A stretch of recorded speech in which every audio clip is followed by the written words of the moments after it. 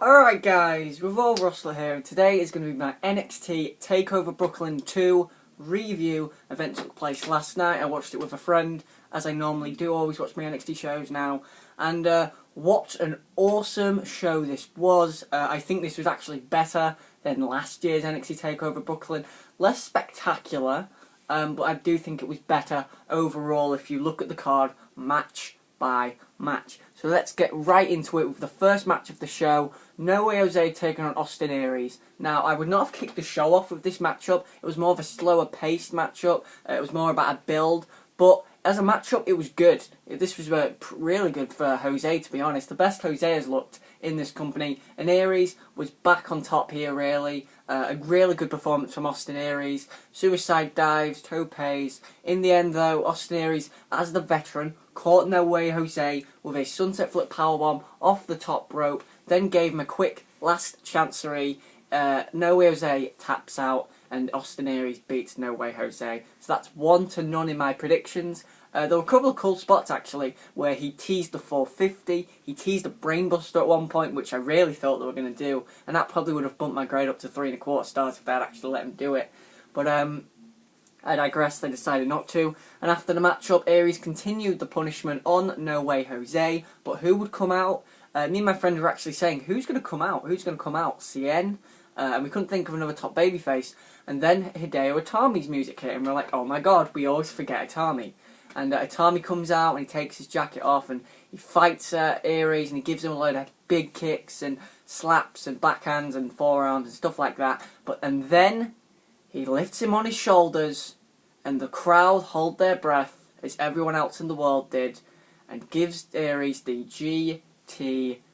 We've seen the GTS on WWE TV again. It was right here at NXT Takeover Brooklyn 2. I wish they'd saved it for a big matchup. I wish Aries and Itami had just been the match on this show, because some of their Ring of Honor stuff is outstanding. So I wish that had been the match. However, it was still really cool to see Itami finally get that GTS.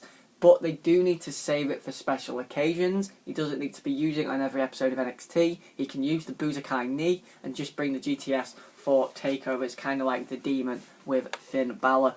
Awesome stuff here. The GTS got the pop of the night. And that's saying a lot considering the performers and the pops that a lot of these guys got on this show. 3 stars to the opening matchup though. As a segment, it's like a 4-star segment, but I don't rate segments, I rate matches. 3 stars to the matchup. I would have gone 3.25 if it hit the brainbuster, but sadly that was not the case. Aries winning with the last chancery, which I do like. Then we had the first of 2 debuts on this show, and it would be Billie Kay taking on Ember Moon. Ember Moon's debut. Now, I didn't notice how tall Billie Kay was until I really watched this matchup. She has exceptionally long legs, and I guess that does make the Big Boot a decent finish for her. This was a fantastic showcase for both women. I think that Billie Kay looked really good here, better than she has looked in any of these 3-minute squash matches, although this was a kind of squash match, but for Ember Moon. But Billie Kay got in a lot of great offense. She hit a Widow's Peak, she hit a series of backbreakers. She looked really, really good here. And I wish they'd actually say the Widow's Peak will now be your finisher. I think that'd be a great idea. Ember Moon here, of course, Athena from, I believe, Ring of Honor, and there was another company, Shimmer. She's competed there. I believe these two have actually competed in maybe Shimmer, or not RH, but maybe Shimmer. But Ember Moon looked great here. I liked her entrance, I liked the theme music, and in the end she beat Billie Kay with a twisting, leaping cutter from the top rope. It looked, well actually a twisting, leaping stunner from the top rope. It looked really, really cool. I thought it was fairly wacky, but it did look cool at the same time, and that was really awesome to see. Ember Moon wins in her debut. She will, I imagine, be challenging for the belt next. Probably win it, to be honest. There's no one else Asuka can really defeat.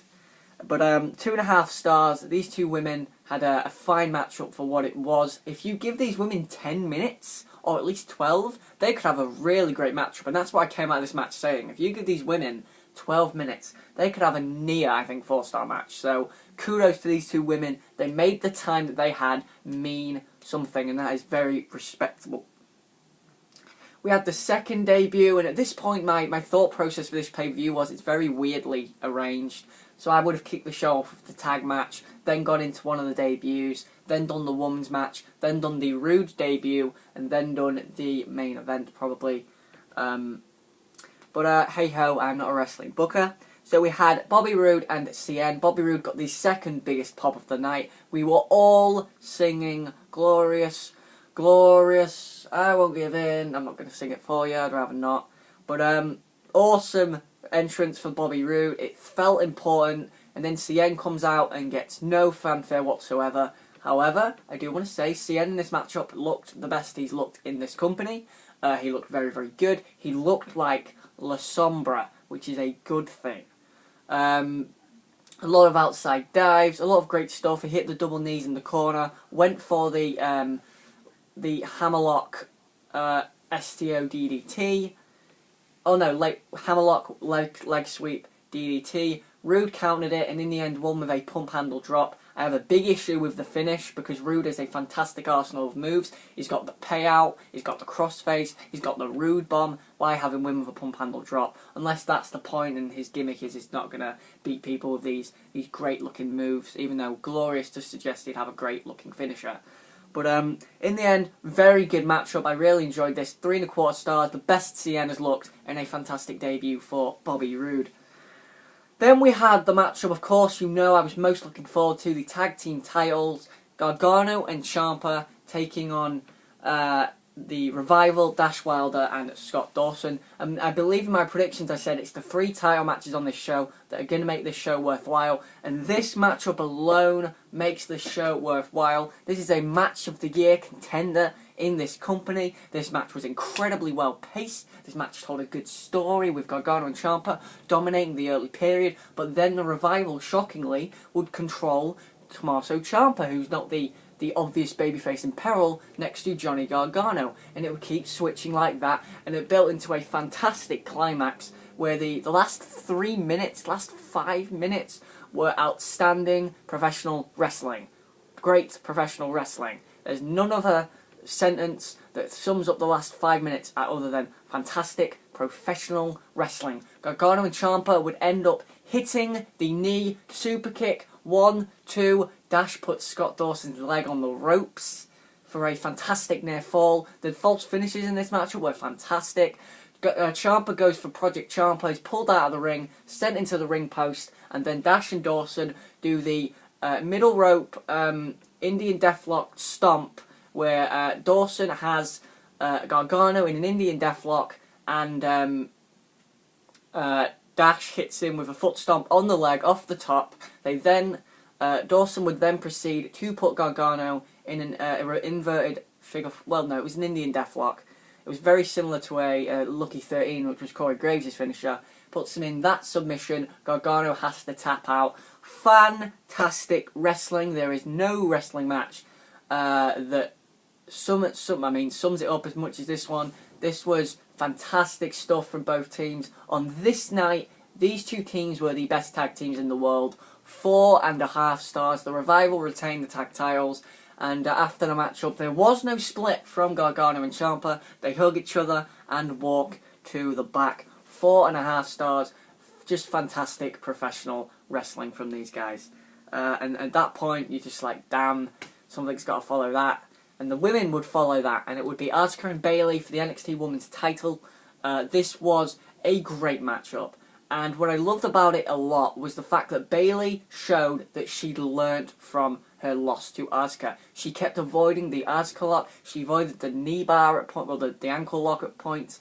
I will say that the commentary for this matchup was kind of poor. They didn't really pop for all the big stuff, the ankle lock, the Asuka lock. They didn't make it seem like a big deal. But Bayley here, there was a couple of spots where these two didn't connect, where Bayley hit belly to belly and it just kind of seemed random. She kind of screwed up a powerbomb spot, which she turned into an inverted belly to back mat slam. Basically a Styles Clash, but Asuka's higher up the body, so it's safer. But I think they still had a great matchup. And when I look at this show, it will be the 3 main events and the matches I'm going to look at and say, damn, they were great. And in the end, Asuka with a series of kicks to the head of Bayley Bayley tries to fight them off, but in the end, a huge Tajiri-like buzzsaw kick to the head of Bayley. Bayley loses the matchup, and Asuka after the match gives Bayley the hug and thanks for being here, and damn that this women's division is shot up. But these two women had a barn burner. Well, not a barn burner, but they had a great matchup to end Bayley's run in NXT. Pretty much where you'd say it started last year at Brooklyn, even though she had matches before that, but that was where her NXT dominance and NXT quality really stood out to a lot of people on a mainstream stage. After the matchup, Asuka would leave, and Bayley would hug Sasha Banks and Becky at ringside, and then go and hug Charlotte, which got a chorus of boos. Great matchup, 4 stars. These two women really had a great matchup. They had to follow a fast-paced matchup with Gargano, Ciampa and the Revival, but they did it very well. They slowed the pace down a little bit, and they told more of a psychologically sound match. And that's not saying the tag wasn't psychologically sound. This one just had a little bit more story because they had the Dallas match to build from. 4 stars, great matchup, well done to both women. And then we would have the main event of the show. It would be Shinsuke Nakamura and Samoa Joe. I thought this was so great. Nakamura's entrance, I mean, people say, NXT is better than the main roster and all that. And it is, it totally is. And this pay-per-view was fantastic. But it's weird how when you see a perfect entrance, like Shinsuke Nakamura's theme music, and you go, God, that theme music's so exceptional. But then when you look at this entrance here, and it's got a guy playing the violin, and he plays it so beautifully. And my friend turned the mic off when we were watching this, and I was just like, I was transfixed by how beautiful this entrance was. And it was just insane. Better than any main roster entrance. Like, Nakamura's the man, and this violin player was ace. And then Joe comes out, all seriousness. These two men had a great matchup. I really do think this matchup was very well paced. It lasted around 21 minutes. There was no blow-away spots, which there didn't need to be. These two men told a psychologically sound match that was more about control. And when you look at the 3 main events, you had a matchup between Gargano, Ciampa and Revival, which was all about not tag team dominance, but more being quick with the finish. So, trying to get the finish early. Asuka and Bayley was more about Bayley trying to overcome Asuka beating her. And this matchup here was pretty much about control. So Nakamura would control Joe. Joe controlled Nakamura for a good portion of this matchup, but then it turned into a submission transition match where Joe had a Boston Crab in, and he turned it into an SDF, and he turned that into a crossface, and Nakamura would have the armbar and turned that into a triangle choke, and it felt like all these were legitimate finishes to me. Joe would end up hitting a muscle buster for a fantastic new count, and probably my spot of the matchup, he went for a second muscle buster, Nakamura rolls out, Joe falls down on the mat, Nakamura, boom, Kinshasa to the face of Samoa Joe, 1, 2, kick out by Joe at 2, that was a fantastic near fall. Nakamura goes to the second rope, knee to the back of the head, full on powered Kinshasa, 1, 2, 3. The Kinshasa is one of the most protected moves in this company, and it needs to be. Fantastic match from these guys. Not as good as the tag, but it's better, I'd say, than the women's match. 4.25 stars. I really do think this was a great match. I haven't seen many people going like 4 stars for this. I really do think this was a great matchup, and these two guys really ended the show well. Shinsuke Nakamura is your new NXT champion. So that was NXT Takeover Brooklyn. Overall, 9 out of 10, which is the same rating I gave it last year.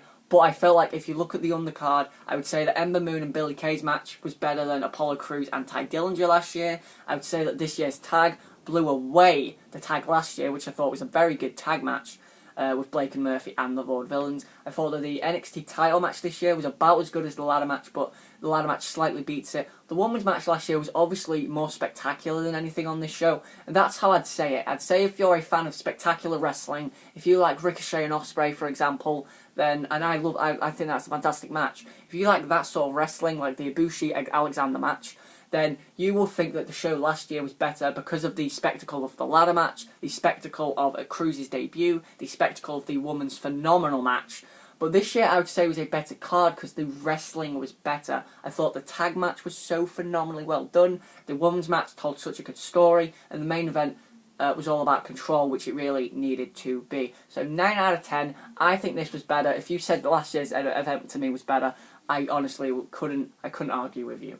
But anyway, thanks for watching, guys. This has been Raw Wrestler. Like, comment, and subscribe for more. Tell me what your thoughts on NXT Takeover Brooklyn 2. What did you think to the main event? Do you think it was as good as I think it was? Do you think the tag match was honestly one of the best tag matches in WWE history? I think it's the best tag match I've seen since the Usos and the Wyatt family at Battleground 2014, and I think this was better than that, to be honest.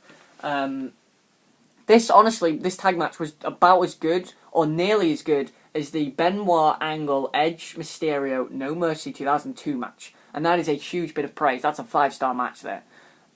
This probably wasn't as good, but it was nearly as good.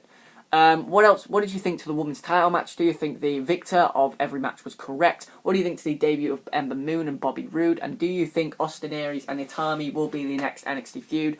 Thanks for watching, guys. This has been Raw Wrestler. Please like, comment, and subscribe for more. I have Dirty Deeds in today because I'm going to be cheering for Dean Ambrose in the main event, in the SummerSlam World Title match. And my SummerSlam review will be up tomorrow. It'll be up later again because I'm at the hospital. Thanks for watching, guys. This has been Raw Wrestler again.